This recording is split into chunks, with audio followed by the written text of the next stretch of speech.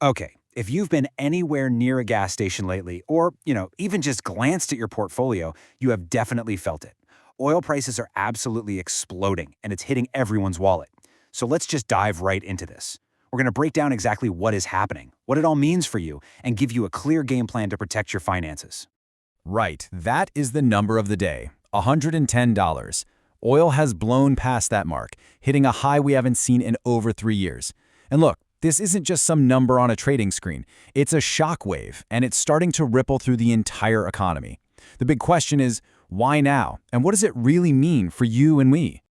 Well, the answer really boils down to a geopolitical crisis that's escalating fast. This isn't your normal market ups and downs. Nope, this is a major supply shock, and it's being triggered by a serious international conflict. I mean, it all happens so incredibly fast. What started as some initial strikes has just spiraled out of control. Iran hit back, and they targeted these critical shipping lanes. And now, today, one of the most important waterways for global energy is pretty much shut down. And this number right here, this shows you just how big of a deal this is. 20%, a full 20% of the entire world's oil supply flows through that one single choke point, the Strait of Hormuz. So with that passage closed, you better believe the markets are pricing in some very real fears of a massive supply shortage. Okay, so let's bring this all back home, because a conflict happening thousands of miles away has a very direct and very immediate impact on your household budget. Let's really look at the numbers. The first place we all feel the pain, right? It's at the pump. I mean, just look at this jump. Last month, the national average was sitting around 285. Today, it shot up to 355. That's a huge leap, over 20% in just a few weeks. And honestly, analysts are warning we could see it go over $4 a gallon if this crisis keeps up. And this isn't just some small inconvenience. It basically acts like a hidden tax on your daily life. An extra 20 to 40 bucks every single time you fill up your tank? That can easily add up to over $150 a month, gone.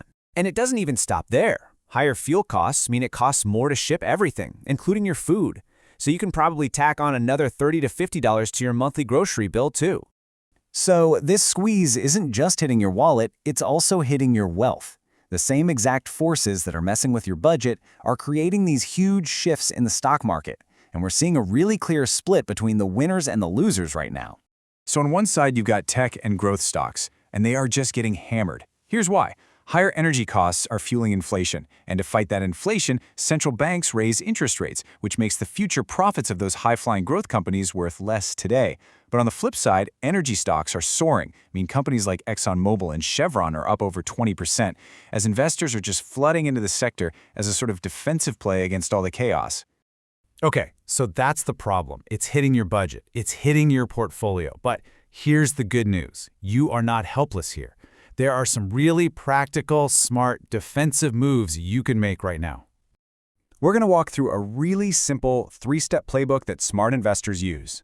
First, we're going to fortify your budget. Second, we'll talk about strategically using your investments as a bit of a hedge. And third, and this is maybe the most important, we're going to maintain a calm, long-term view. All right, let's start with this idea of a budget buffer. It's really important to know this is different from your main emergency fund. Think of it more like a dedicated financial shock absorber, specifically for volatile costs like gas. It's cash you set aside just to cover these sudden price hikes so you don't have to dip into your real savings or worse, go into debt. So, how do you actually create one? Let's use a real-world example. Say you normally spend about $250 a month on gas. You're going to add a 30% buffer to that, so that's an extra $75, and you can find that money by making some really small, targeted cuts. For instance, canceling one streaming service you don't watch, skipping a couple of those fancy coffees a week, and cutting out just one takeout meal. Bam! You've completely funded it. These little changes can save you from huge financial stress. Okay, step 2 is about your portfolio. Now, to hedge against those rising energy costs in your daily life, you might consider adding some exposure to the energy sector in your investments, if it fits your risk tolerance. The key here, really, is diversification. Instead of trying to pick one winning company, which is super risky, you can look at ETFs like XLE or VDE. They basically hold a whole basket of major energy stocks. But please remember, this market is incredibly volatile, so this isn't financial advice. You've got to do your own research.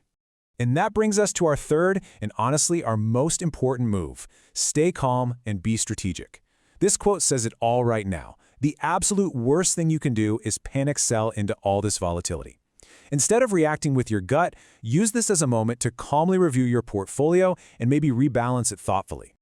So let's pull all this together. The path forward through this period of uncertainty, it's not about panicking. It's all about preparation and having a strategy. The bottom line is really pretty simple. Yes, this price surge hurts. It's painful, especially for your day-to-day budget, but it also shines a big spotlight on why financial resilience is so important, and it actually creates opportunities for savvy investors. By making smart, proactive adjustments right now, you can navigate this whole challenge and come out even stronger on the other side. So I'm going to leave you with this question to think about. How is this spike really affecting your personal budget? And what is the one strategic move you're thinking about making this week? Just thinking that through, that's the first step to taking back control. Thanks for tuning in.